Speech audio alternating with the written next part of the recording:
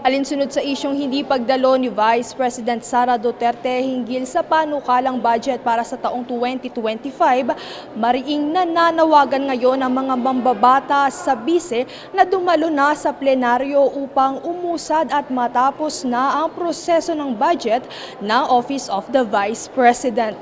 Bunsod nito ay ilan sa mga ipinunto ni Ako Bicol Party List Representative at Vice Chair ng House Appropriations Committee na si Hil Bongalon na magbitiw na ang bise sa kaniyang pwesto kung hindi mapapanindigan ang kaniyang mga tungkulin at responsibilidad bilang pangalawang Pangulo. Bagamat nasabi ito ni Congressman Bongalon, tiniyak naman ng mga mambabatas na hindi umano totoo na napag-uusapan na ng mga miyembro ng Kamara ang impeachment ng bise. Ang importante ngayon anila ay ang dumalo ito sa pagdinig.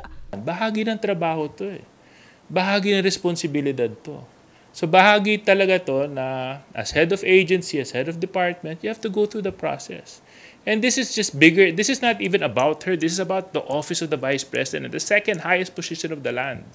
And you have to put respect and due courtesy to that office.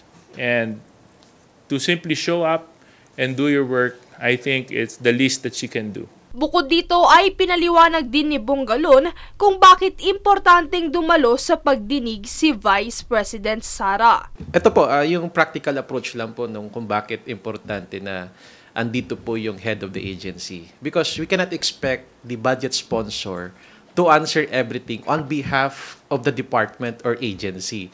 Dagdag pa rito ay ang liham na ipinadala ng Vice Presidente noong 11 ng Setyembre kung saan sinasabi rito na ipinauubaya na ni Duterte sa Kamara ang pagpapasya sa kapalaran ng kaniyang budget. Gayunpaman ayon sa mga mambabatas, hindi nito binanggit na hindi siya makikipagtulungan sa proseso. Binigyang diin din nila na isang betrayal sa public trust ang hindi pagsipot ng Vice Presidente dahil ang pagdinig sa budget ay isang mahalagang proseso na hindi dapat isawalang bahala. Ito ay dahil kinabukasan at pera ng taong bayan ang nakasalalay. Kasabay nito ay sinagot din ng mga kongresista ang agam-agam na kaya hindi umano ito dumadalo sa budget hearing ay dahil umalis ito para magbakasyon at mag-beach. Samantala, pinabulaanan naman ito ng OVP sa isang pahayag na inilabas sa kanilang opisyal na social media platform. Ayon sa naturang pahayag, sinabi ditong nagtungo ang pangalawang Pangulo sa Vinsons,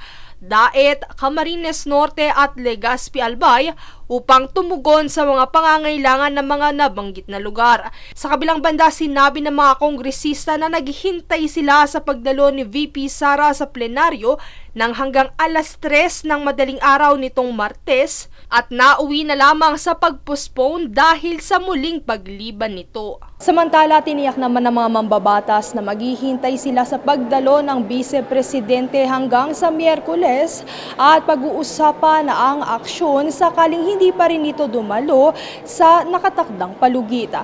Mula rito sa Quezon City, Princess Castro nag-uulat para sa One Media Network.